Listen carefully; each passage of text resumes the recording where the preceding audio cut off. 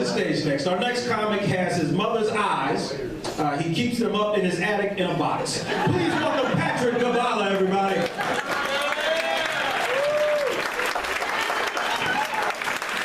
Thank you. That was a warm reception. That's great. Yeah. I have no friends. Drinking alone isn't all that bad.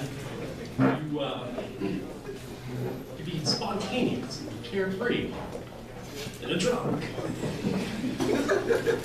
I can go to the gym, or I can go to the bar by myself and do anything. Especially if you have no friends. The nice thing about it is, if you do something really dumb, nobody's around to really call you out on it. Unless you're one of those people like to drunk down your exes. I like to do that. That's why I change all my phone numbers in my phone to my work number.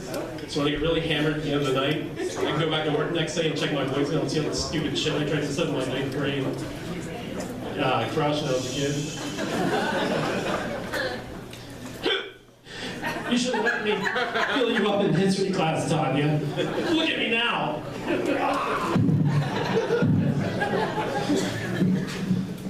Yeah. So I try not to be too creepy at the bar. In fact, I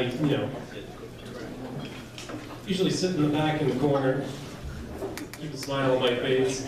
My eyesight's gone bad these days. And there's one guy nobody wants to mess with at the bar. It's a smiling man sitting all the way in the back by himself with a creepy smile on his face. They just instinctively check to see if you have your hand down your pants. My fiance doesn't mind me going to bars. She's more concerned about other things like work, my health. You wouldn't know what to look at me, but I actually go to the gym 4 days a week. I have to just to break even. I don't like going to the gym. I see it as a necessary evil. I've had a life of a lot of indulgences, as you can see. And for me, the choice was pretty much between going to the gym or death. And I don't like talking to people in the gym. You always see these people, they go to the gym, they're talking. Anytime you go to the gym, there's always going to be 4 or 5 guys taking up 4 or 5 pieces of equipment talking about not exercising.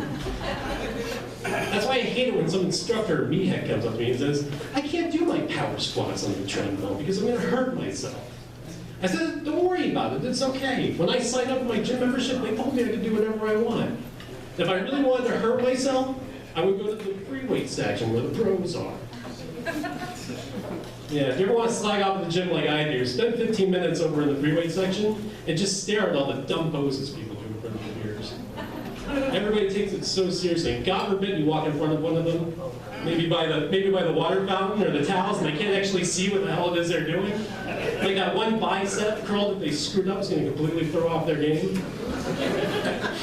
I hate mirrors. I hate looking at mirrors. Because if I look at myself in the mirror long enough, I slowly start to realize that I have no hope. Speaking of mirrors, one time my fiance took me to a yoga class. 4 walls, everyone was surrounded by mirrors. When I looked at myself, I could see all of my shortcomings to infinity. I had never been to a yoga class before, which was obvious, especially to the 3 very attractive girls at the yoga studio and our instructor, I'm pretty sure was Dawson from Street Fighter 2. So we walk in there and I take my mat. It's 95 degrees in there, it's sweltering, dead silent. I find the farthest corner I could possibly find and lay my mat down. I could actually see beads of sweat coming off of my face, just sitting down. I was winning before I even got started. I took a look at our instructor, Dawson, and he was sitting kind of like in a pretzel position. I can't do it. He had his arms in front of him praying for one I was too afraid to ask. And he looks over at me and he looks at my Metallica t-shirt and he says, "You there, Lars Ulrich, why don't you move your mat front and center so we can help you hone your skill?" I said, "Thanks, I think I'd rather just stay here in the back and watch everybody else from the back, honing my skills."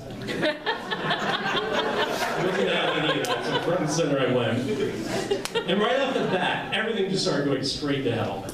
I couldn't even do the easy shit they were doing.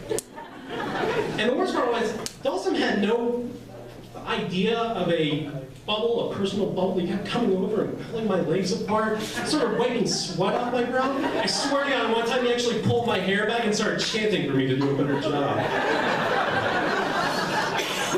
Then came time for downward dog position, and this is when things actually started going to hell. And for those of you who don't know what the downward dog position is, it's when you have your legs to the side, you have your arms all the way down touching the floor, and your ass is straight up in the air, and you're basically like a human egg where your asshole is the spout. And when I screw that up, he comes behind me and he pulls my backside up and he squeezes my belly. And no sooner does he do that, and I've been holding in the largest, loudest, most disgusting broccoli fart I've ever had in my entire life, and just squeezes it out of me like a friggin' whoopee cushion. It was so humiliating. He was humiliated. I could taste the disgust in his eyes. I was so freaked out. I ran right out of that room. I went straight back to the dive bar. I downed 3 shots. I locked myself in the bathroom, and did the only exercise I know how to do: keg press. Gibala, thank you.